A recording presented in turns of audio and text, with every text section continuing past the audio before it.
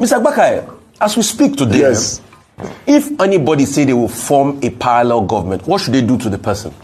Well, we are running a presidential system of government. Yeah. I don't think, that is proper to start, doing a parallel government that was suggested earlier. Yes. Okay. That was suggested by, what's the name of this popular economist from Delta? Yeah. He suggested it sometime. He suggested it sometime 2 or 3 months ago. No, he called it a shadow government. It is very disingenuous. Okay, he calls it a shadow. See, it's similar. Okay, it's similar. If anybody talks about a parallel government, I think they should be rebuked and condemned, right? We should rebuke and condemn anybody that Thank you. Thank you. Do you know your party, APC, said they will form a parallel government if they didn't win the 2015 elections? Well, it depends on who talked about it and the circumstances. As I speak to you now, I don't really understand the circumstances for that particular statement. Yes. I'll tell you. In an interview with Shewa Kibaloye, my friend and my brother, on Channels TV, a professor of law, the vice presidential candidate of the APC then, Professor Oshibajo, was asked about the talk about APC, they will form a parallel government, and he defended it. So your vice presidential candidate, and these are facts, was on TV defending a parallel government. So when you are abusing El Rufai today, that they say if they don't win in 2027, they will form a parallel government, Nigeria will go up in flame. Didn't your party set the tone for things like that, Mr. Bakai? Because we both agree that anybody that talks about forming a parallel government should be fought, should be brought down. But your party was even the one that opened our eyes to talk about forming a parallel government if they don't win. So what should we do to your party? You will tell us that later. Second point, Mr. Bakai. You also said that when President Tinubu got in, inflation was over 40%, right? Yes. Where did you get that data from? Well, it's a data that is already in the news media. It's in the news. It's not a hidden. It's a public document. Google it. You'll find it. That was the case then. But like we speak, Mr. Bakai, inflation rate in Nigeria, yes, was 22.41% in May 2023. Hello, Chief Bakai. We already examined. No, I'm talking about 2020. I'm talking about 2022. I mean currently. No, I'm it's saying 22.22%, which is reasonable. No, wait. You said when President Tinubu came in, inflation was 40%. Inflation was 20. Was 22.41%. Prior to President Tinubu coming in. No, you said when President Tinubu came in, inflation was 40%. Inflation was 22.41%. Okay, maybe then it went up to over 30%. Then inflation did not really come down. No. What they did was that they changed the way, the parameters, the base at which they calculated inflation, and there was a drop in the number because they changed the parameter. So those are the facts on ground. Hello everyone. Apologies please, I might be speaking a bit low because there's someone who is sleeping and I don't want to wake the person.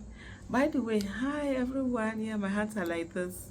My junior sister got married yesterday and so we have all of this, and so that's why I've been a bit busy and I've not been putting in a lot.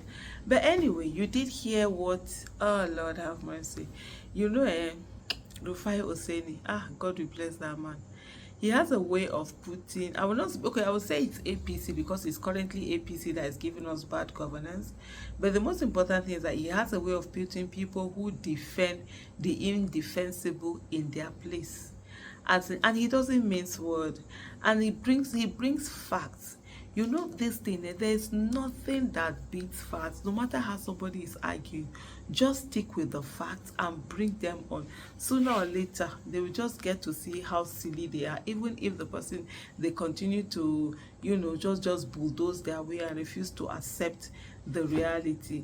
And it's, for me, it's just always a pleasure just listening to Rufai Oseni, the way he will boss all of them are whatever they're doing, and he has he has this calm demeanor of just stating it, and then he's not there. And I don't even know what is Ruben about this one. Every time he's always trying to interject and stop the thing and whatever, but when he's doing his own, he want to talk. He want to talk for Africa and tell us how he was a journalist in 1980. But anyway, we are in 2025, and social media has democratized media, and a lot of people have access to be able to talk and do, you know, those things that they're supposed to do. One of the things, remember, that I will always tell everyone is the fact that good governance is something that everybody should fight for. You know, when I see people, especially those who will say to you, oh, it is not going to change, oh, you cannot defeat this one, oh, I'm like, speak for yourself. And I get it, and it's okay. It's okay if they don't want to do anything, because most of the time they don't want to do anything, so they're looking for excuses to be able to say, oh, I knew it was not going to work, that's why I did not do anything. Fine, but don't come and start trying to tell me that I shouldn't do something. It's okay if you want to defeat yourself and not do anything and think that certain people who are in power are way more than you. It's not okay for me, and I'm going to do everything that I need to do to ensure that we have, you know, that country that works for everyone. And most times you see the same people who are coming to tell you that it's not going to work, it's not going to be you can't defeat these people, whatever you're doing, it's not going to be successful. They are the ones that are coming to you with their problems, to come and tell you that you come and solve their problem. Oga, madam, if you don't want to work for the things that are going to give you good governance, that you're going to have a good life, then enjoy it the way it is. Don't disturb my life. Do you, let me do me. I can't be here struggling for a better Nigeria, and which is, you're the one who is going to benefit more from this better Nigeria than I would do. And then you will not only not contribute, not do anything. At every opportunity that you have, you're putting in your words and just trying to, you know, sort of like beat me down. I mean, I'm not going to take that. But anyway, for those who do it, continue to do it. Like I said, I'm not gonna self-defeat. And for me, it's the people who defend all of these things. It's unbelievable. It's just unbelievable. And I just wonder a lot of times, what is it that you get out of this thing?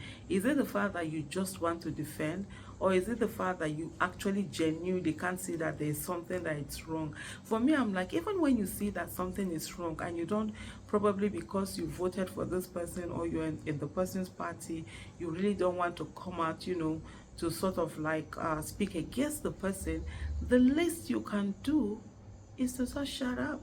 Yeah, it's something called shut it up. Zip it. You don't need to say anything. Just be doing yourself. But with one that you come on TV and open your mouth, wow, and be talking anyhow. I cannot laugh very well. Oseni Rufai will reset you and reset you. Kudos to Oseni Rufai. You're doing the Lord's work. Thank you, everyone. Bye.